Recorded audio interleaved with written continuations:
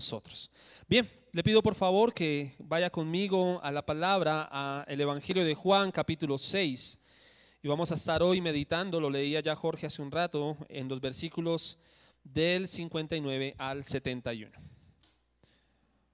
Evangelio de Juan, capítulo 6, versos 59 al 71. Si no tiene una Biblia, en la pantalla va a aparecer el texto.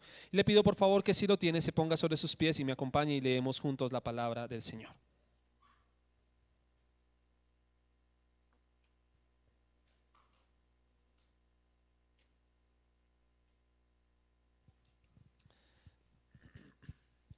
Bien, desde el 59. Estas cosas dijo en la sinagoga, enseñando en Capernaum. Al oírlas, muchos de sus discípulos dijeron: dura es esta palabra, ¿quién la puede oír? Sabiendo Jesús en sí mismo que sus discípulos murmuraban de esto, les dijo: ¿esto os ofende? Pues qué, si viereis al Hijo del Hombre subir a donde estaba primero. El Espíritu es el que da vida, la carne para nada aprovecha. Las palabras que yo os he hablado son espíritu y son vida.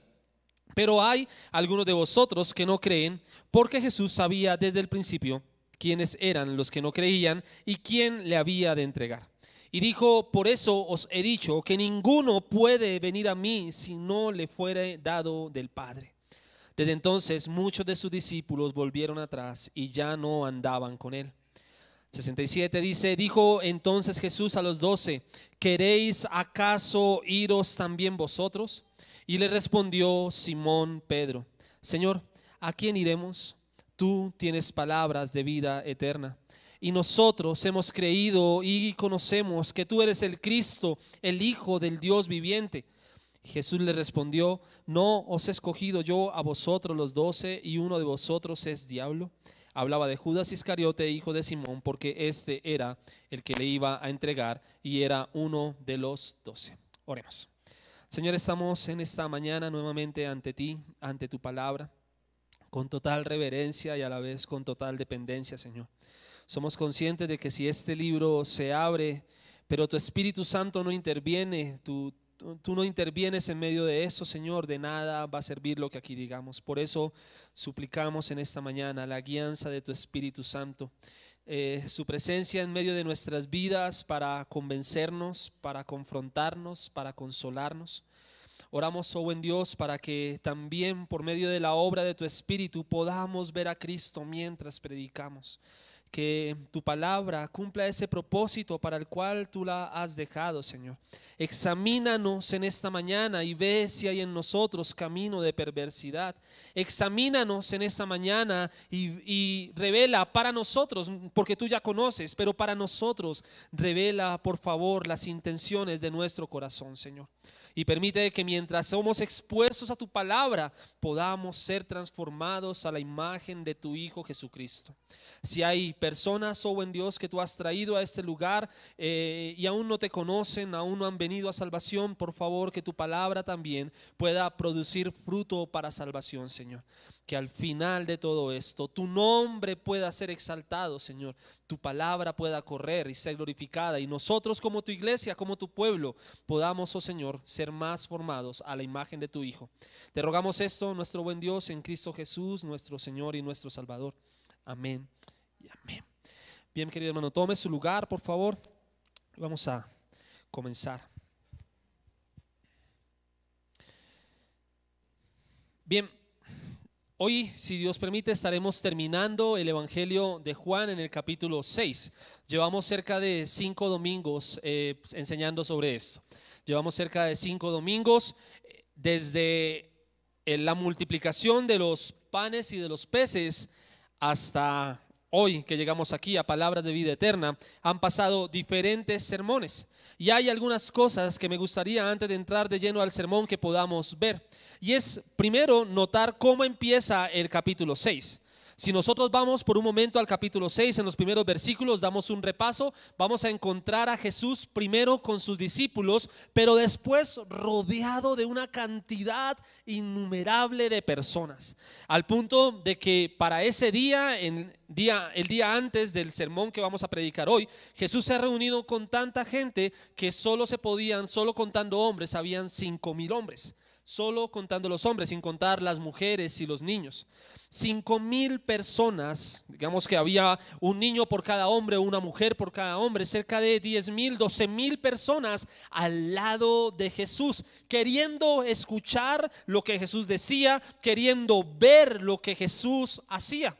De hecho, vemos también al avanzar en el capítulo 6 que luego de que termina ese día de la multiplicación de los panes y de los peces, al día siguiente la gente quiere seguir al lado de Jesús.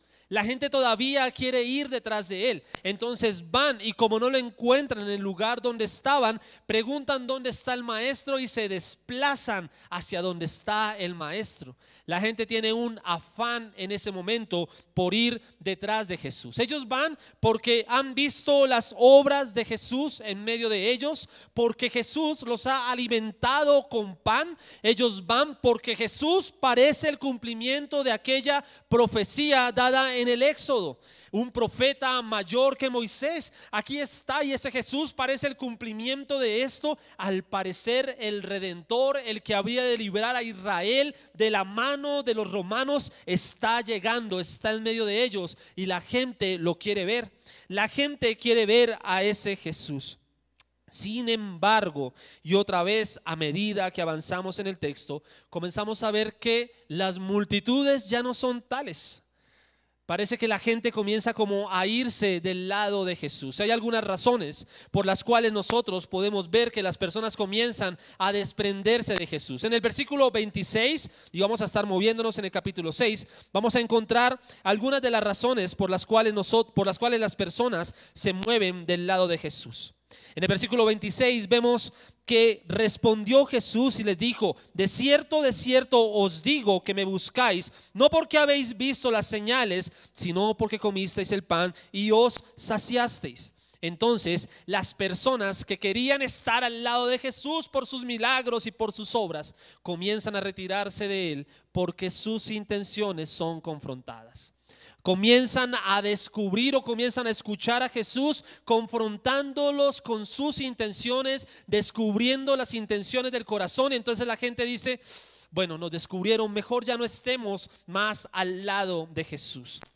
Luego, en los versículos 31 y 32 vamos a encontrar que las personas se alejan de Jesús porque sus creencias son confrontadas. Verso 31: nuestros padres, decían estas personas, comieron el maná en el desierto, como está escrito, pan del cielo les dio a comer. Y Jesús les dijo: de cierto os digo, no os dio Moisés el pan del cielo, mas mi Padre os da el verdadero pan del cielo. No solamente las personas se alejan de Jesús porque sus intenciones son descubiertas, también las personas se alejan de Jesús porque sus creencias son confrontadas. Así que estas personas comienzan a decir: bueno, si estar al lado de Jesús significa que voy a tener que cambiar lo que he creído por siempre, pues mejor me alejo de Jesús. Mejor me quedo sin el pan, mejor me quedo sin los milagros y me alejo de Jesús. Y las personas comienzan a irse entonces del lado de él. ¿Por qué? Porque creían ciegamente en que lo que se había hecho en el desierto con el pueblo de Israel, lo que Moisés había hecho, lo que había ocurrido en ese entonces en la salida de Egipto, era lo más grande que le podía pasar al pueblo de Israel. Pero ahora Jesús comienza a decirles: yo soy mejor que el maná, yo soy mejor que Moisés, yo soy mejor que la salida de Egipto. Y ellos dicen: no, eso no está bien, eso no me suena. Y las personas comienzan a retirarse del lado de Jesús. Luego vamos a encontrar que las personas se van del lado de Jesús también porque no entienden y no reciben lo que esperaban. Verso 35. Jesús les dijo, más bien el 34 dice primero: les dijeron: Señor, danos siempre este pan. Y Jesús les dijo: yo soy el pan de vida. El que a mí viene nunca tendrá hambre, y el que en mí cree no tendrá sed jamás. Ellos van por un pan físico que les dieron el día anterior y se encuentran con que hoy no hay pan, pero Jesús les dice: tomen de mí, yo soy mejor que el pan que les he dado.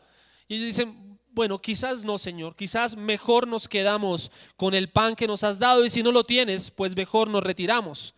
También verso 41 dice: murmuraban entonces de él los judíos, porque había dicho: yo soy el pan que descendió del cielo. Y decían: ¿no es este Jesús, el hijo de José, cuyo padre y madre nosotros conocemos? ¿Cómo pues dice este: del cielo he descendido? Se van del lado de Jesús porque son descubiertas sus intenciones, se van del lado de Jesús porque son confrontados con sus creencias, se van del lado de Jesús porque no reciben lo que esperaban, pero se van del lado de Jesús también porque no comprenden lo que Jesús ha dicho. Ellos, antes que preguntar: Señor, ¿a qué te refieres?, antes que pasar más tiempo con Él a ver si en algún momento lo comprenden, prefieren decir: no lo entiendo, entonces mejor me voy. Ahora encontramos entonces que estas personas se han ido por estas razones, porque nadie quiere ser confrontado con sus intenciones. Nadie quiere ser removido de sus creencias y nadie quiere estar en un lugar donde no recibe lo que le prometieron y no entiende lo que le dicen. Esa es una quizás de las principales razones que a veces, o de las causas por las que a veces es tan difícil predicar el evangelio a algunas personas. Las personas han creído toda la vida en el catolicismo, han creído que María es la mediadora entre Dios y los hombres, pero cuando se les dice: no, Jesucristo es el mediador, las personas dicen: ustedes están locos, ustedes, y aunque la Biblia diga que Jesús es el mediador, ellos están arraigados en sus creencias y siguen dándole a estos santos un lugar que no les pertenece, un lugar que no les pertenece. O también cuando son removidos con sus intenciones. ¿Por qué razón usted viene a la iglesia? ¿Por qué razón usted viene cada domingo? ¿Por qué razón usted aceptó la invitación que le hicieron? ¿Por qué razón lo hizo? Y cuando descubren: bueno, yo vengo por un milagro, pero parece que aquí no ocurren muchos milagros, entonces busco una iglesia donde sí se vea el poder de Dios, donde sí se vean los milagros. Y las personas se van entonces porque sus intenciones son confrontadas. Ahora, parados en el capítulo, en el texto que vamos a estudiar hoy, dentro del grupo de oyentes, dentro del grupo de personas con las cuales Jesús está hablando, siguen estando sus discípulos. Y es a estos discípulos a los que Jesús va a hablar en nuestro pasaje de hoy. Las palabras de Jesús resultan ofensivas para algunos, resultan difíciles de entender para la mayoría, y los discípulos no son la excepción ante esas palabras. Sin embargo, hoy me gustaría que pudiésemos responder cómo deberían actuar los discípulos de Jesús ante sus palabras. ¿Cómo deberíamos actuar nosotros como discípulos de Jesús ante sus palabras? Y esto es lo que rogamos a Dios que nos permita comprender hoy. Este sermón tiene como título: palabras incómodas, palabras de vida eterna. Palabras incómodas, palabras de vida eterna. Vamos a tratar de desarrollarlo en 3 puntos y me gustaría que viéramos juntos el primer punto, el cual vamos a verlo desde el versículo 59 al 65. Y ese primer punto es: las palabras de Jesús mueven a sus oyentes. Versos 59 al 65. Estas cosas dijo en la sinagoga, enseñando en Capernaum. Y al oírlas, muchos de sus discípulos dijeron: dura es esta palabra, ¿quién la puede oír? Y sabiendo Jesús en sí mismo que sus discípulos murmuraban de esto, les dijo: ¿esto os ofende? Pues qué, si viereis al Hijo del Hombre subir a donde estaba primero. El espíritu es el que da vida, la carne para nada aprovecha. Las palabras que yo os he hablado son espíritu y son vida. Pero hay algunos de vosotros que no creen, porque Jesús sabía desde el principio quiénes eran los que no creían y quién era el que le iba a entregar. Y dijo: por eso os he dicho que ninguno puede venir a mí si no le fuere dado del Padre. Jesús está en un lugar, y ese lugar es la sinagoga de los judíos, en donde las leyes es lo que principalmente se enseña, y donde cualquier cosa diferente a esto no deja de ser ofensivo y en algún caso pecaminoso para quienes escuchan esto. Entonces, cuando Jesús llega y comienza no a quitar la ley, sino a aclarar la ley, a decir de qué se trataba esta ley, los discípulos, los judíos comienzan a incomodarse, comienzan a decir: yo no estoy tan de acuerdo con eso, no estoy tan seguro de eso. Y Es entonces cuando comienzan a apartarse, pero además sus discípulos se ven confrontados también con la palabra que Jesús les está hablando. Ellos dicen al oírlas ¿qué? Todas las palabras que Jesús ha dicho. No solamente que se debe comer de la carne y tomar de la sangre de Jesús para la vida eterna, sino que además Jesús es el pan de vida eterna, sino que además Jesús es mejor que el maná, pero también Jesús es mayor que Moisés y Jesús es mayor que el profeta prometido en el Éxodo. Cuando los judíos escuchan esto, incluyendo los discípulos, ellos están diciendo, esto es duro, esto es medio ofensivo. Y Jesús no solo sabía que ellos murmuraban, sino que sabía lo que había en el corazón de esos discípulos mientras murmuraban contra Jesús. Cuando les pregunta, ¿esto les ofende? Es como si les dijera en el original, la expresión para esto les ofende es una expresión de ¿esto les hace pecar? ¿Los llevo a pecar con lo que estoy diciendo? ¿Los llevo a molestarse, a enfadarse? ¿Los llevo a ser confrontados? Estos discípulos se sentían realmente ofendidos con todo lo que Jesús había dicho hasta el momento. No solo les molestaba la interpretación literal y mal hecha de que se tenía que comer la carne y tomar la sangre de Jesús, porque cuando en los versículos anteriores en el 56 dice, el que come mi carne y bebe mi sangre en mí permanece y yo en él, ellos tomaron literalmente esa interpretación. Ellos literalmente creían o estaban creyendo que tenían que comer la carne de Jesús y tomar la sangre de Jesús. El pastor lo explicaba hace 8 días. Ellos literalmente estaban creyendo esto. Les molestaba no solamente esto, estaban también molestos y confundidos, pero no tanto porque Jesús fuera difícil de entender. Estaban sobre todo confundidos y molestos por lo que había en sus propios corazones.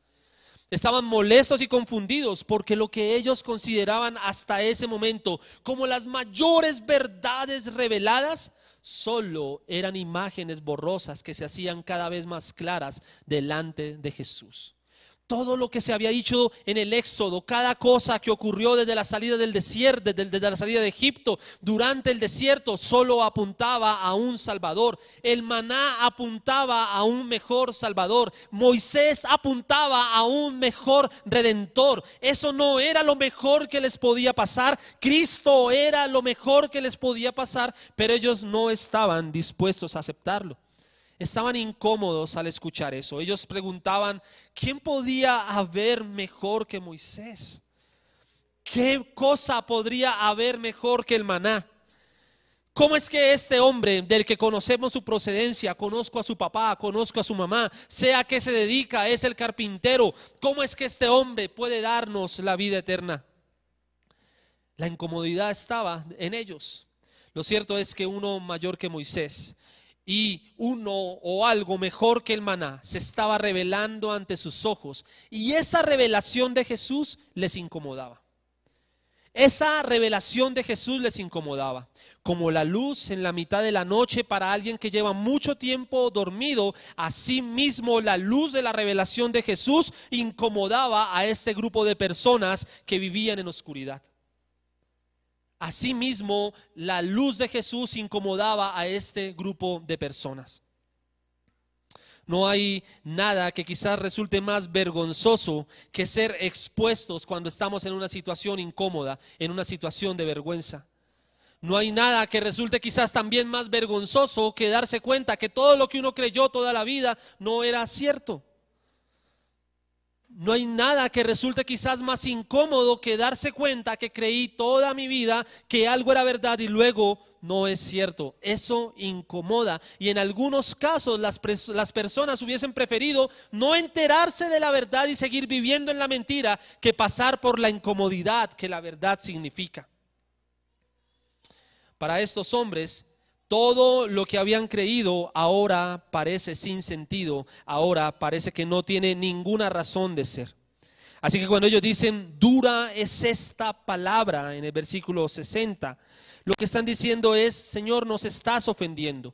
Tu palabra es ofensiva, tu palabra es ruda, tu palabra es difícil de entender. ¿Quién puede comprender esas palabras? Y estos son ese tipo de mensajes que uno a veces quisiera pasar por alto. Uno a veces quisiera nada más dedicarnos a predicar que Jesús es el pan de vida eterna o que sus palabras tienen vida eterna. Pero para llegar aquí tenemos que pasar por esta parte.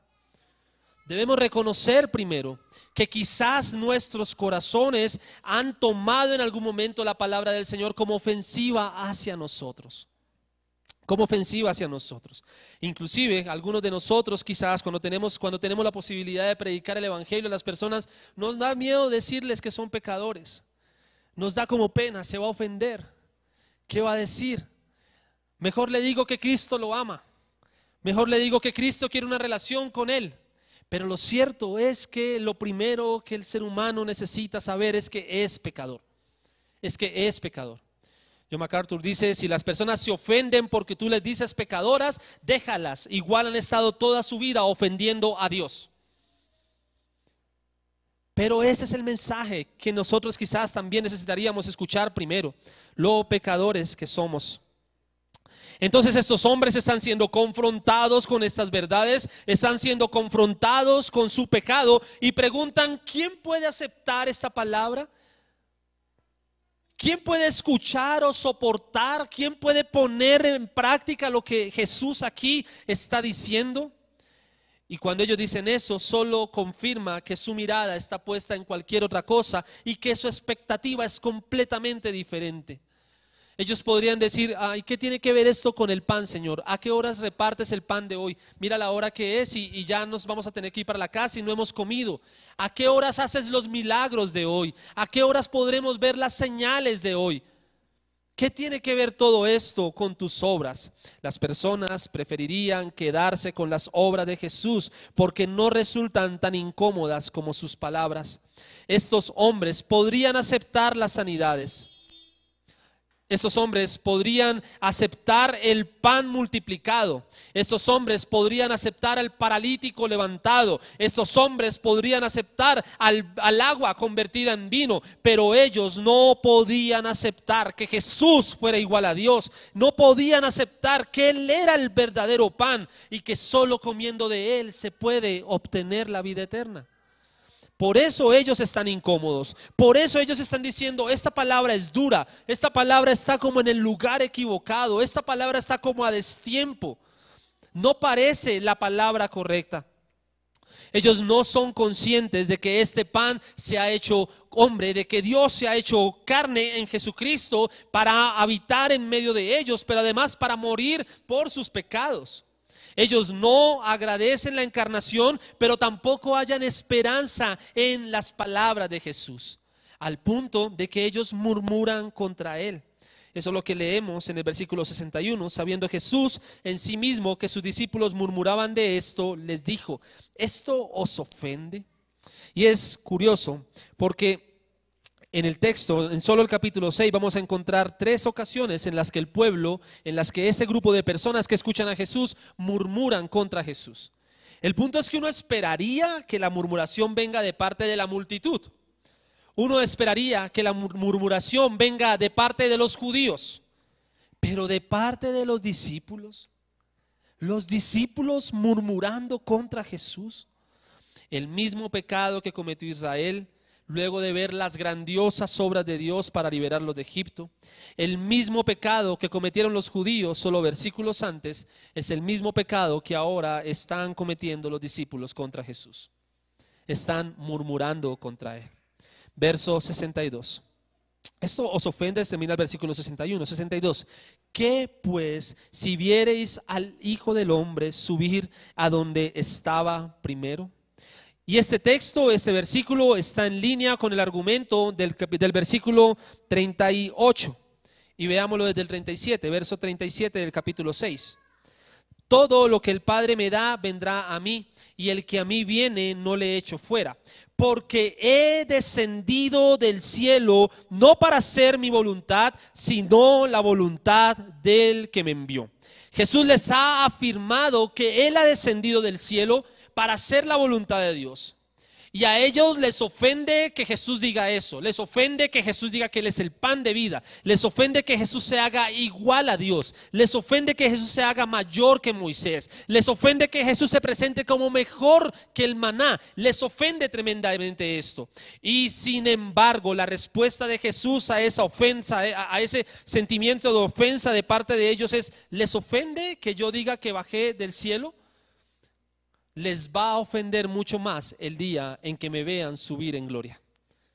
Si les ofende verme, si les ofende saber que descendí del cielo para cumplir la voluntad del Padre, les va a ofender mucho más el día en que me vean subir en gloria.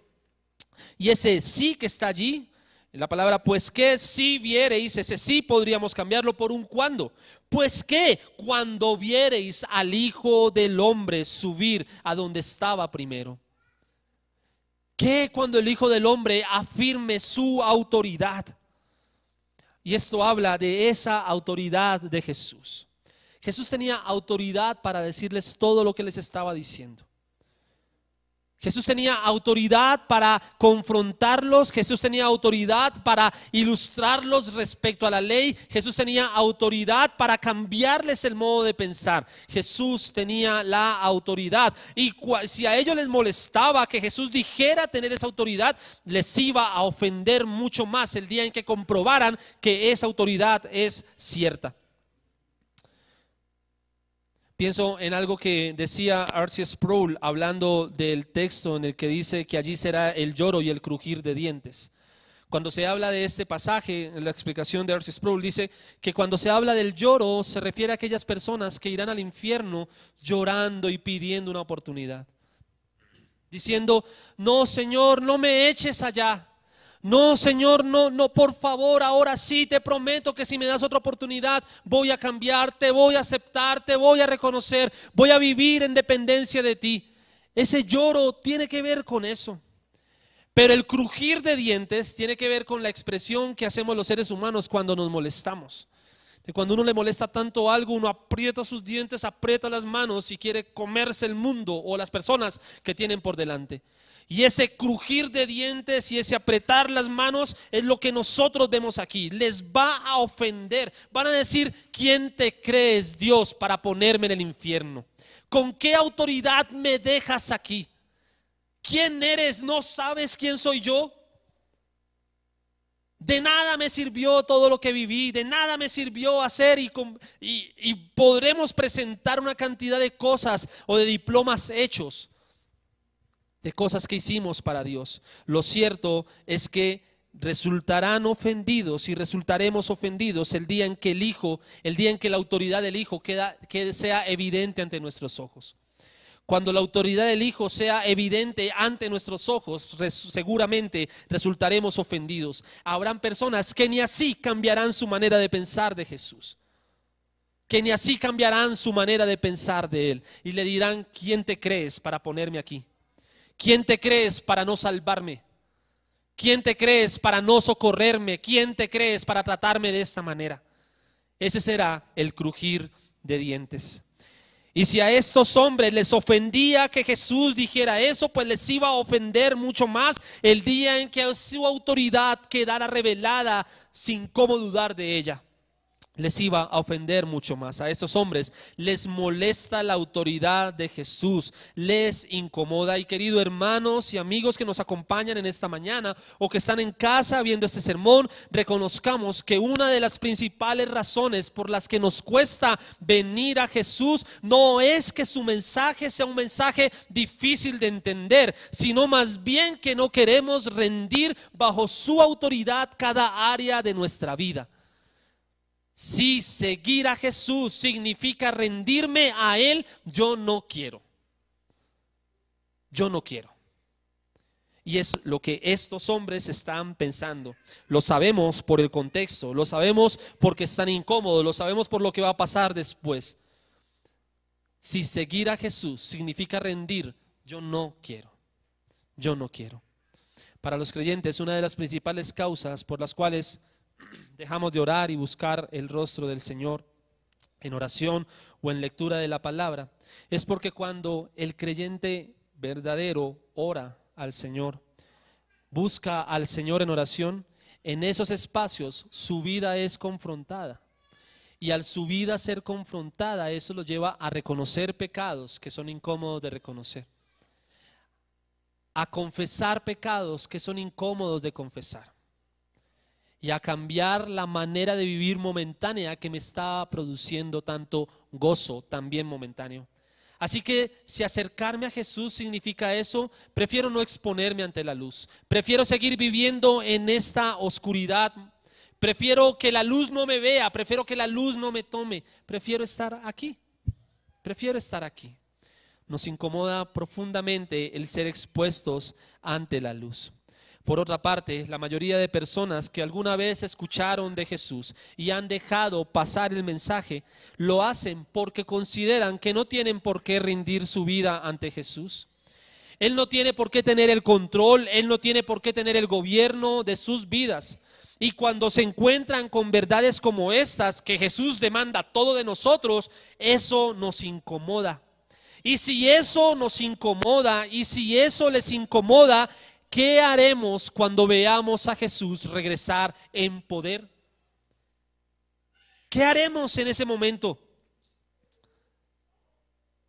¿Qué haremos, mi hermano, cuando tengamos que presentarnos ante Él para rendir cuentas? ¿Cómo defenderemos nuestra causa? ¿Cómo le diremos, hey, yo te rendí esa parte de la vida, pero esta la manejé yo y creo que la manejé bien? Me fue bien con esto. Nos va a ofender. De hecho, en algunos casos ya nos ofende. En algunas ocasiones usted será visitado por alguien de la iglesia, por alguien del equipo pastoral, y esa persona le preguntará, ¿cómo está su vida de oración? ¿Cómo está, si ustedes son casados, cómo está su vida, su fidelidad para su esposa o para su esposo? ¿Qué está viendo usted? Y alguien podrá decir, usted no tiene ningún derecho a preguntarme eso. Y creemos que no tenemos por qué rendir esto. Y creemos que Dios no tiene el control, no tiene por qué tener el derecho sobre estas cosas. Sin embargo, así es, Él tiene toda la autoridad. Verso 63. El Espíritu es el que da vida y la carne para nada aprovecha. Las palabras que yo os he hablado son espíritu y son vida. Aquí está una vez más la misericordia de Jesús. Aquí está una vez más la compasión de Jesús. Ellos están pensando en el versículo 56 que en efecto deben comer la carne y tomar la sangre de Jesús de manera literal. Están pensando eso. Pero Jesús en su misericordia les aclara que no se trata de eso. Les aclara que lo que Él les está diciendo es que en su carne siendo lacerada en la cruz del Calvario por los pecados que Él no cometió, y su sangre siendo derramada como pago por pecados que nosotros cometimos, lo que realmente aprovecha. Es allí en donde está el Espíritu, es allí en donde está la vida. El Espíritu y la vida son esos sinónimos valga la redundancia, de venir de muerte a vida. Y una persona solo viene de muerte a vida cuando ha aprovechado, cuando ha tomado el sacrificio de Jesucristo y ha creído en Él para vida eterna. En ese momento la carne, en ese momento la sangre se convierten en espíritu y vida. Es en ese momento. Así que Él no les está diciendo literalmente tienen que morderme, literalmente tienen que desangrarme y tomarse lo mío. Les está diciendo va a pasar algo en no mucho tiempo, va a pasar algo y ustedes tendrán que tomar ese sacrificio. Algunas personas cuando ven la película de Mel Gibson, La Pasión de Cristo, les molesta las escenas en las que Cristo es maltratado. E incluso alguno ha dicho, yo le cambiaría el final. ¿Por qué tiene que morir Jesús? Son esas películas en las que nosotros vemos a todo el personaje, al personaje toda la película y al final el personaje principal muere y uno dice, no, ¿por qué lo mataron? Era mejor que no muriera. De hecho, en algunos círculos se ha dicho que la muerte de Jesús es innecesaria, que la muerte de Jesús no era necesario que Él muriera, se pudo haber evitado la muerte de Jesús. Sin embargo, su muerte era necesaria porque era la única forma en que se podía pagar el precio por nuestros pecados. Estos discípulos están dejando pasar a este hombre que va a entregar su carne y su sangre por ellos. no lo están considerando. Sin embargo, mientras la palabra es predicada en esta mañana, le estoy diciendo que hay un Salvador que ha entregado su carne, que ha derramado su sangre para salvación de sus pecados. Su muerte era necesaria. La muerte de Cristo nos es provechosa. La muerte de Cristo nos es provechosa. No debería haber un cristiano diciendo: pobrecito Jesús, pobrecito, ¿cómo fue a morir así? La muerte de Cristo no solamente era necesaria, la muerte de Cristo nos es provechosa. Nos es provechosa. Así que alguien incluso diría: yo le cambiaría ese final a la película. Es el sacrificio de su cuerpo, es el derramamiento de su sangre lo que hace que sus palabras se vuelvan espíritu y vida. Es en ese momento que la palabra se vuelve espíritu y vida. Luego vamos a encontrar el verso 64 y vamos a entrar a la segunda parte. El verso 64 dice: pero hay algunos de vosotros que no creen, porque Jesús sabía desde el principio quiénes eran los que no creían y quién le había de entregar. Hay algunos de vosotros que no creen, y eso ya lo había dicho Jesús en el versículo 35 y 36 del capítulo. Jesús les dijo: yo soy el pan de vida, y el que a mí viene nunca tendrá hambre, y el que en mí cree no tendrá sed jamás. Mas os he dicho esto, aunque no me creéis. Jesús ya entonces les había dicho esto como respuesta a las señales que pedían los judíos. Jesús se lo dijo a los judíos. Sin embargo, volviendo a nuestro pasaje, el versículo 60, recordemos que es probable que aquí ya solo queden los discípulos. Así que ellos podrían decir: Jesús, es que eso ya se lo dijiste a los judíos, aquí solo quedamos los discípulos, nosotros los que creemos. Si estamos aquí, Señor, es porque creemos. Alguien podría decir: no es necesario que digas eso. Sin embargo, y oportunamente, Juan el escritor añade: porque Jesús sabía desde el principio quiénes eran los que no creían y quién le había de entregar. Y esto es estremecedor, lo decía en el primer servicio. Es estremecedor pensar en que Jesús estaba allí parado ante ellos y sabía quiénes eran los que no creían. Pero más estremecedor es saber que Jesús está aquí en esta mañana y saben quiénes son los que no creen. Él sabe quiénes son los que no creen. Estos hombres quizás llevaban varios meses caminando con Jesús. Habían visto sus milagros, inclusive podrían haber sido beneficiados por sus milagros. Podrían decir: bueno, llevamos un tiempo juntos con el Maestro, hemos comido con Él. Seguramente podemos decir que somos de Jesús. Sin embargo, y para desgracia de estos discípulos, pero también para glorificación del Señor, Él conoce las intenciones del corazón. Jesús conoce las intenciones del corazón. Pero tal como conocía a estos discípulos, Jesús también nos conoce a nosotros y sabe cuántos de nosotros parece que creemos. Hacemos como que creemos, pero en realidad podríamos estar actuando. Y esto tiene una explicación y está dada en el versículo 65. Y dijo: por eso os he dicho que ninguno puede venir a mí si no le fuere dado del Padre. Alguno de ellos podría haber dicho: uy, Jesús me descubrió, ya sabe que yo no creo, ahora sí voy a empezar a creer. Alguno habría dicho: es el momento, vamos a planearnos y vamos a creer de ahora en adelante. Sin embargo, no funciona así con Jesús. Nosotros no podemos hacer un plan de salvación nuestra, de autosalvación, en el cual digamos: la meta es que para el 2023, como si fuera una empresa, ya yo sea un creyente. Voy a empezar haciendo estos pasos, voy a empezar tomando un discipulado en la casa, voy a empezar yendo a la iglesia, voy a empezar leyendo la Biblia todo el año. Y la meta es que para el 2023 yo ya sea un creyente. No hay un solo esfuerzo que yo pueda hacer para creer. No hay un solo esfuerzo que yo pueda hacer para venir a Jesucristo.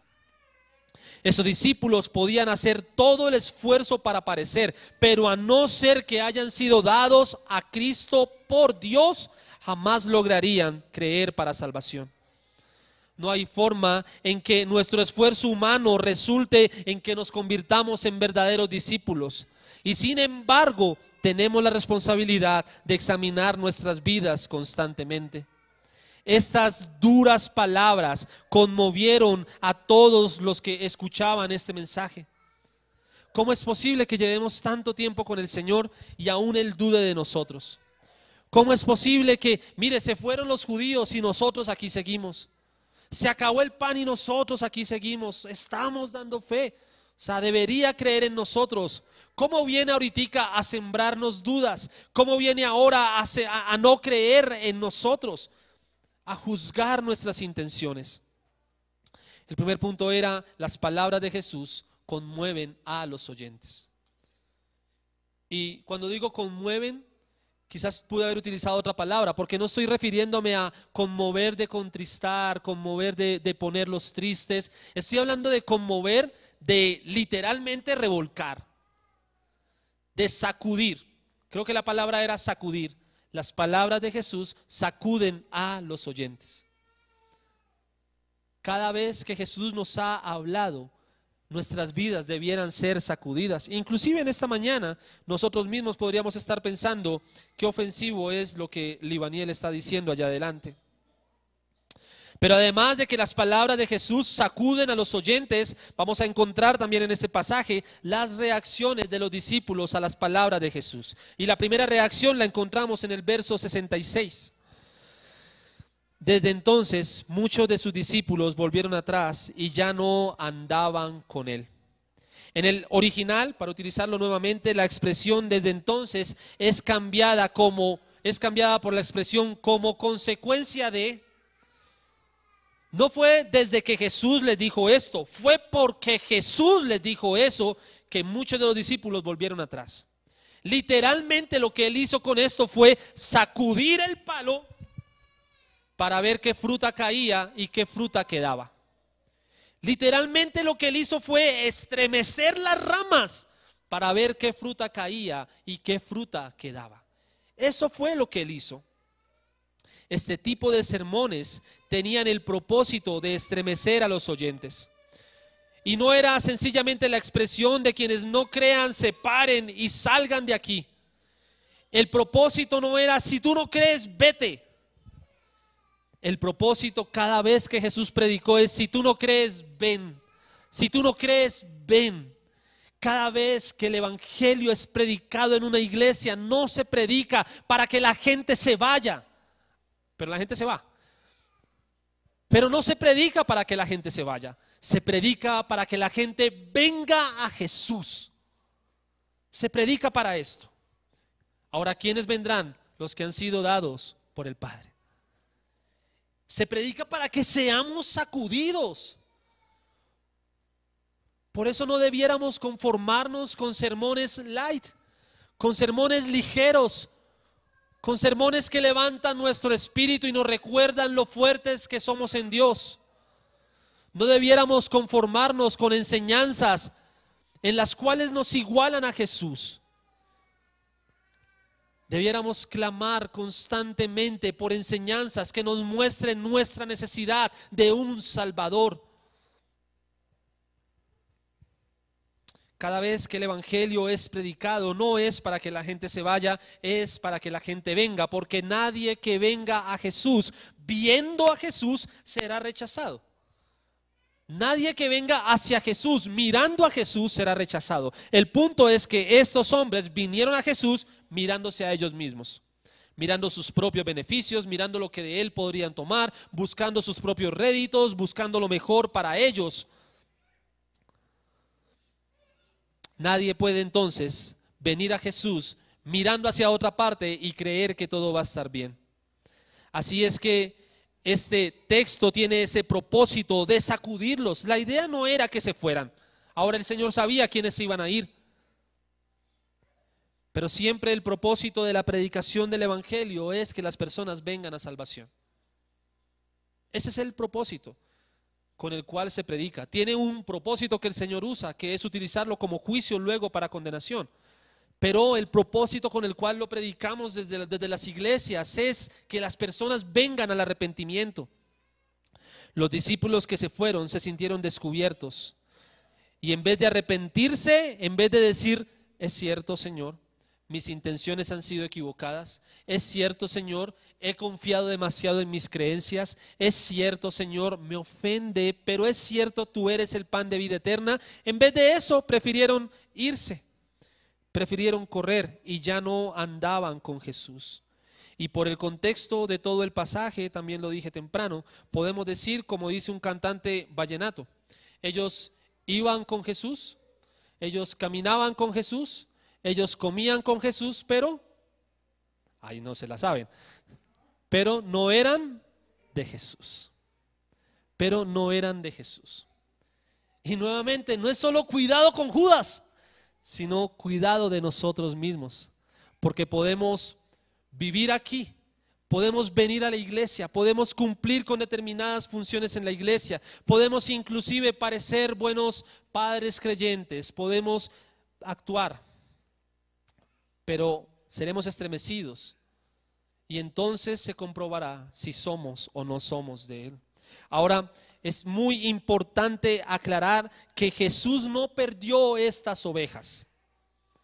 No fue que Jesús perdió estas ovejas, es que estas ovejas nunca fueron de Él, porque Él vino a hacer la voluntad del Padre, de acuerdo a lo que leemos en el versículo 39, y esta es la voluntad del Padre, el que me envió, que de todo lo que me diere no pierda yo nada, sino que lo resucite en el día postrero. Y Jesús no va a fracasar en su misión, Jesús no fracasó en su misión, y eso para nosotros es un consuelo. Si nosotros hemos sido dados a Jesús, Él nos va a guardar hasta el último día. No nos vamos a perder. No nos vamos a perder. ¿Va a ser difícil? Sí. ¿Nos va a ofender? Sí. Pero si le pertenecemos a Él, no nos vamos a perder. Usted podría, como alguno de estos discípulos, irse y pretender no caminar más con Jesús, porque usted considera que está haciendo cosas que no son las que hace un discípulo. Y de una autocondenarse y decir, no, tengo que irme, no pertenezco a Jesús. Sin embargo, como Jeremías, usted tendrá que volver diciendo, me sedujiste, Señor, y fui seducido. Más fuerte fuiste que yo y me venciste. Si usted le pertenece al Señor, usted no puede escapar de Él. Si usted le pertenece al Señor, usted no puede correr de Él. Como hay algunos que parecen cristianos, habrán otros que inclusive podrán actuar como si no lo fueran, pero están sellados, le pertenecen al Señor y el Señor irá a su encuentro, el Señor irá a ellos, el Señor irá a ellos. Luego verso 67.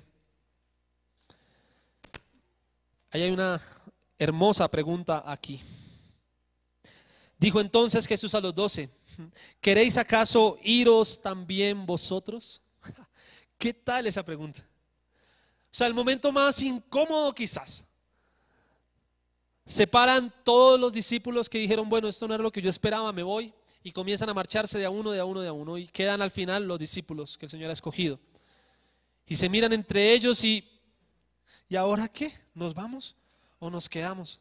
Y luego viene Jesús y les dice, ¿se quieren ir ustedes también? Cuando mi papá le pegaba a mis hermanos, yo a veces me metía. Y mi papá después me volteaba a ver mientras les estaba pegando, le decía, ¿quiere que también le pegue? Y yo, no, está bien, no. Sí. Claramente yo no quiero el mismo trato que le dio a ellos.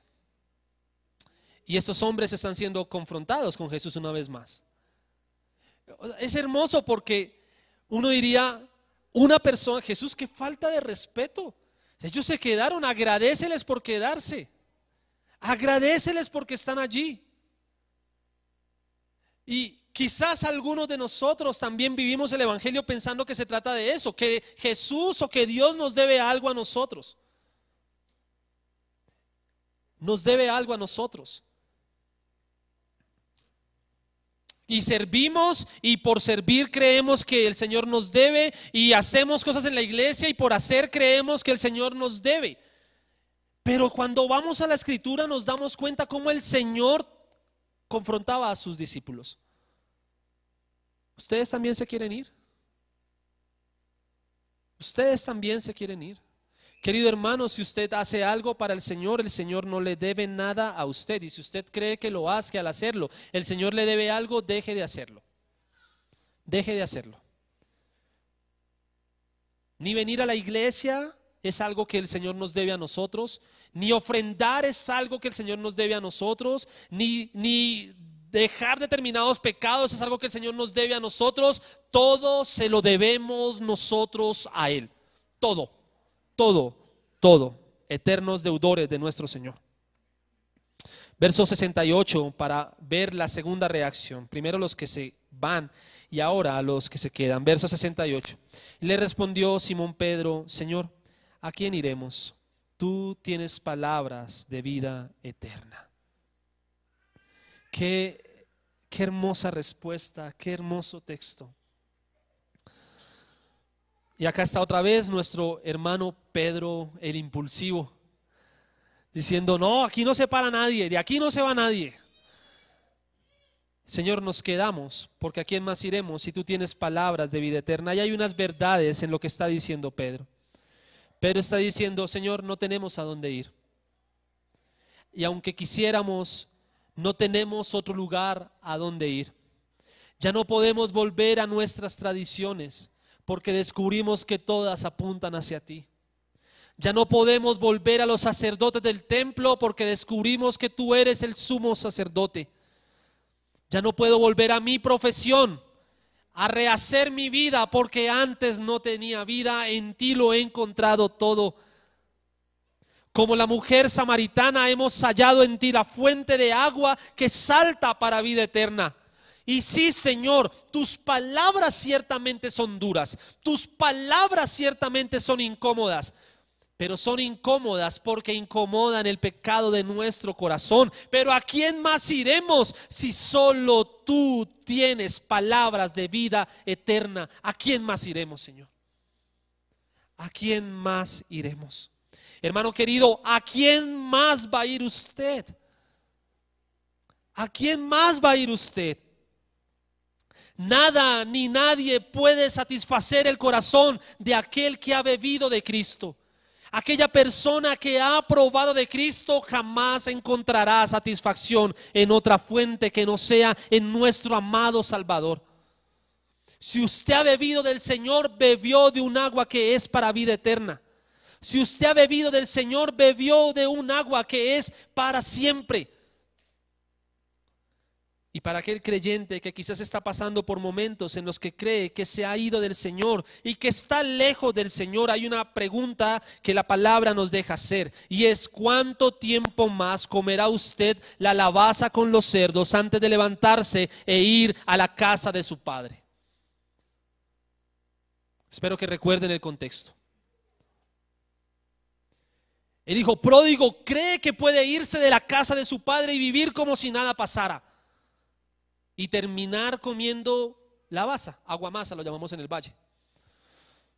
Terminar comiendo la comida de los cerdos, porque eso es las cosas que este mundo ofrece para aquella persona que busca satisfacción fuera de Cristo.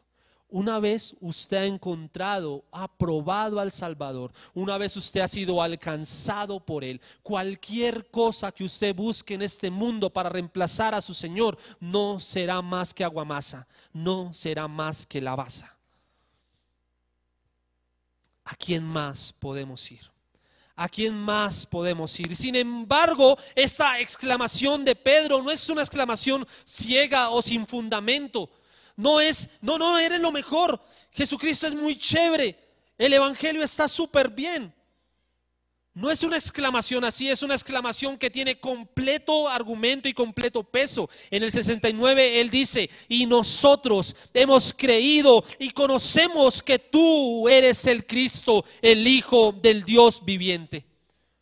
Conocemos que tú eres el Cristo. No nos vamos porque es que Jesús es muy chévere. No nos vamos porque es que quién nos va a dar pan. No nos vamos porque es que quién nos va a hacer los milagros. No nos vamos porque Jesucristo es el Hijo del Dios viviente. Él es el Cristo. Él es el escogido. Él es el apartado. No nos vamos porque hemos visto lo del vino. No nos vamos porque hemos visto lo del oficial romano. No nos vamos porque hemos visto lo del paralítico, ni tampoco por la multiplicación del pan. No nos vamos es porque Jesús ha sido el escogido para pagar por nuestros pecados, el ungido para esto, el separado para esto. Él no solamente es el pan de vida eterna, sino que al entregar su cuerpo en la cruz del Calvario sella la vida eterna para nosotros.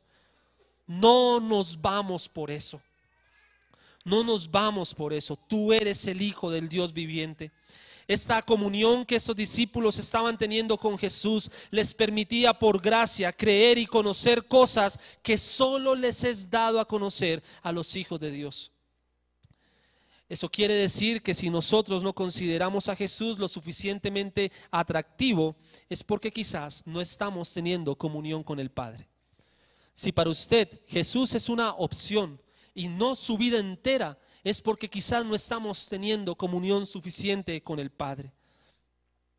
O mi hermano, este acercarnos a Jesús debe tener una transformación en nuestras vidas. Si decimos que hemos creído en Jesús, ya no amamos lo que antes amábamos. Si decimos que hemos creído en Jesús, Él es nuestro centro, Él es nuestro todo y en Él se entienden todas las cosas. Si hay personas que salen de la iglesia y todavía dicen que mi vida como que no tiene sentido, como que no tiene propósito, es porque no han conocido a Jesús. Es porque están pensando demasiado en sí mismas. Es porque no se han encontrado con este Salvador. Permítame finalizar con una verdad que está en el versículo 70 y mencionar algo primero. Verso 70, Jesús les respondió: ¿no os he escogido yo a vosotros los 12 y uno de vosotros es diablo? Y hablaba de Judas Iscariote, hijo de Simón, porque este era el que le iba a entregar y era uno de los 12. En medio de este grupo de discípulos a los que Jesús le está hablando, también estaba Judas. Y sin embargo, por el contexto de todo el evangelio, nosotros vamos a comprender y a saber que Judas tenía unas intenciones oscuras desde el principio. Él iba por el dinero. Él iba por el poder que venía detrás de un reino literal de Jesús en la tierra. Él iba detrás de todas estas cosas y su corazón fue descubierto más adelante. Así que más adelante, y me refiero en capítulos siguientes, hablaremos en detalle de Judas. Sin embargo, yo quisiera quedarme un momento en este versículo 70 pensando en algo que ocurrió con Pedro. Pedro es el primero que se levanta y dice: Señor, ¿a quién iremos si tú tienes palabras de vida eterna? ¿A quién iremos, Señor? Tú tienes palabras de vida eterna. Y es imposible, si hemos leído el evangelio completo, no pensar en Pedro diciendo esto y luego en Pedro más adelante negando al Señor. Es imposible no juntar las cosas. Solo para contexto, Pedro se levanta y dice esto aquí, pero cuando llega el momento en que Jesús es entregado al ejército romano, entonces Pedro había dicho: Señor, no mueras, Señor, yo voy a estar contigo. Jesús le había dicho: Pedro, me vas a negar. Y Pedro dijo: Señor, jamás voy a negarte, de hecho voy a morir a tu lado, voy a morir contigo. Recuerda que yo te dije que tú eres el Cristo, el Hijo del Dios viviente. Recuerda que yo te dije que creí en ti. Recuérdalo, Señor. Y uno dice: bueno, sí. Y los demás discípulos: no, sí, él fue el que dijo que creía. Imposible que se tuerza. Imposible que arrugue al final. ¿Sí? El punto es que cuando llega el momento, Pedro arruga. Cuando llega el momento, Pedro se corre. Cuando llega el momento, Pedro no niega a Jesús una vez, lo niega 1, 2 y 3 veces. Y no solo eso, después de negarlo dice, después de negarlo uno podría leer: desde entonces, versículo 66 del capítulo 6, Pedro volvió atrás y ya no andaba con Jesús. Uno podría leer de Pedro eso, exactamente eso. Porque lo que pasa con Pedro después de que niega a Jesús es que él vuelve atrás. Él vuelve a las barcas a tomar las redes y a pescar. Él se autocondena, se autojuzga y dice: lo que me merezco es esto, no me merezco al Salvador. Y solo lo traigo a colación para mencionar que la verdadera razón por la que los verdaderos discípulos permanecen en Jesús no es porque tienen una fe más fuerte que la de otros. Pedro más bien exclamó: Señor, tú eres el Cristo, el Hijo del Dios viviente. A Pedro le fue dicho: te daré las llaves de la iglesia, del reino de los cielos, y sobre esta roca edificaré mi iglesia, más bien hablando de la obra del evangelio, pero a Pedro como el iniciador de la obra evangelística, a Pedro como el iniciador de la obra de la iglesia. Y sin embargo, Pedro niega a Jesús. Y sin embargo, Pedro abandona a Jesús y ya no caminaba más con él. Ahora, es Jesús quien al resucitar le dice a las mujeres: díganle a Pedro y a los demás que nos encontramos en tal parte. Y es Jesús quien va, al no ver a Pedro en ese lugar, va hasta donde está Pedro y lo llama para que salga de la barca y regrese a él. A lo que voy con esto es: si nosotros todavía permanecemos en el Señor, no es porque nuestra fe es muy fuerte, es porque Él nos ha escogido. Y si Él nos ha escogido, Él nos va a preservar. ¿Se imagina usted que la salvación hubiese estado en manos de Pedro? Esa salvación le habría durado 3 años. Pero gloria a Dios que la salvación está en manos de Jesús. Y si la salvación está en sus manos, si mi salvación está en sus manos, Él me va a preservar. No solo eso, si en algún momento me voy de Él, Él me va a buscar. Él me va a buscar. Ni lo alto ni lo profundo, ni ángeles ni principados, nada de lo creado podrá separar a los escogidos, a los que conforme a su propósito fueron llamados. Nada los podrá separar del amor de Dios. Nada los podrá separar del amor de Dios. Si nos fuéramos de Jesús en algún momento, Él iría hasta nosotros, tal como fue hasta la fosa de lodo y basura, para comprarnos para sí. Irá hasta el lugar donde nos encontremos para rescatarnos para sí. Él no perderá a ninguno de sus escogidos. Él no perderá a ninguno de sus escogidos. Y es cierto, a veces pasamos por situaciones que nos hacen dudar de este tipo de cosas. A veces nosotros somos expertos en condenarnos, en juzgarnos. Si la salvación estuviera en nuestras manos, por lo menos en mis manos, bueno, Dios nos guarde. Sí, Dios nos guarde. Pero mi salvación no está en mis manos, la salvación es del Señor. Y aunque el mal se levante contra mí, no temeré. Y aunque vea mi carne perecer, no temeré. Y al final diré: refugio mío, castillo mío, mi roca fuerte, mi Dios en quien confiaré. Él es nuestro Redentor. Él es nuestro Salvador. ¿A dónde piensa ir, amado hermano? ¿A dónde piensa ir usted? Es cierto, quizás es muy cierto, que hay en nuestra vida comportamientos que no parecen de verdaderos discípulos. ¿Nos vamos a ir? ¿Por qué mejor no corremos a Jesús? ¿Por qué mejor no venimos a Él y clamamos por misericordia? ¿Por qué mejor no nos exponemos a su palabra para que constantemente nos incomode? Para que constantemente nos confronte, y entonces seremos consolados. No nos vayamos. ¿A quién más vamos a ir? Él tiene palabras de vida eterna. Sus palabras son duras, sí, pero son palabras de vida eterna. Oremos. Oh Señor, ante ti estamos en esta mañana. Nuevamente, Dios. Oh Señor, te necesitamos, Dios. Señor, estamos delante de ti con nuestros pecados. El salmista lo declara, nuestro pecado está delante de nosotros, Señor. Y aún si pedimos en esta mañana que examines nuestro corazón y nos dejes ver si hay en nosotros camino de perversidad, vamos a encontrar camino de perversidad en nosotros, Señor. Señor, por favor, te lo rogamos, no dejes de incomodarnos con tu palabra, Señor.